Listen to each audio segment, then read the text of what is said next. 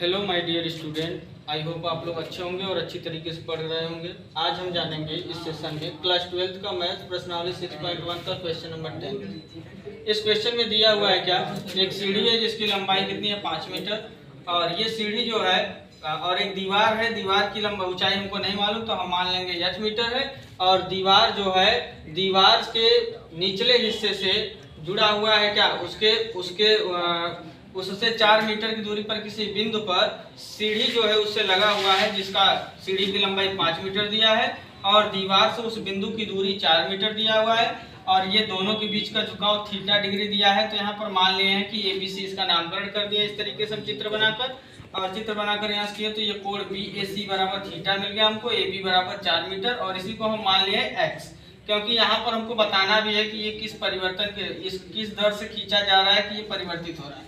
तो यहाँ पर हम क्या कर लेंगे, मान लें कि दीवार की ऊंचाई h मीटर है, और यहाँ पर भी माने हैं कि हमारा क्या, ये जो हमारा क्या दीवार के निचले हिस्से से 4 मीटर की दूरी पर स्थित जो बिंदु है, इसे भी मान लें कि पहले हमारे x मीटर की दूरी पर स्थित है।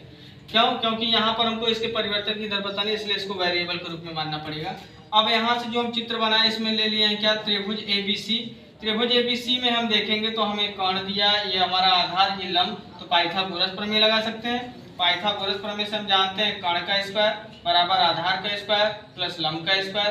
कर्ण यहाँ AC है, आधार हमारा AB है और हमारा लंब हमारा BC है। तो कर्ण का मान 5 दिया तो 5 का स्क्वायर हो जाएगा। इसे हम x माने तो x स्क्वायर लिख लिए, और इसे हम h माने हैं तो h स्क्वायर लिख लिए। तो यहाँ से हमारा क्या हो जाएगा, यहाँ से हमारा h square plus x square बराबर 5 का स्क्वायर 25, इसे इक्वेशन नंबर फर्स्ट मान लिए। अब समीकरण 1 का t के सापेक्ष हम अवकलन कर दिए। इसका यदि t के सापेक्ष अवकलन करेंगे तो ये h हमारा मान लेंगे, यहाँ t का फंक्शन है, वेरिएबल है, तो यहाँ से इसका अवकलन h को t मानकर लगाएंगे तो यहाँ से इसका अवकलन 2h हो जाएगा, और h का अलग से dh/dt हो जाएगा। उसी प्रकार x को t का फंक्शन मानकर लगाएंगे तो x को हम t मानकर लगाएंगे तो ये 2x हो जाएगा, और x का अलग से dx/dt हो जाएगा। और 25 हमारा कांस्टेंट, तो इसका अवकलन 0, क्योंकि कांस्टेंट का अवकलन 0 होता है। अब इन दोनों में से 2 को कॉमन करके उधर भेज देंगे तो इधर बचेगा h dh/dt, यहाँ बचेगा, और यहाँ हो जाएगा हमारा क्या, x dx/dt बराबर के 0। इसे इक्वेशन नंबर सेकंड मान लेंगे हम।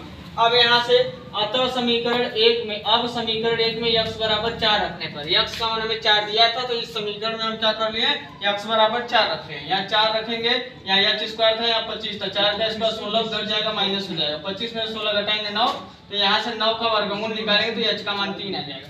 अब हमें h, x और dx/dt इन तीनों का मान मालूम है, तो ये इन तीनों का मान हम उठाकर किसमें रख देंगे, इन तीनों का मान उठाकर हम रख देंगे समीकरण नंबर इसमें 2 में।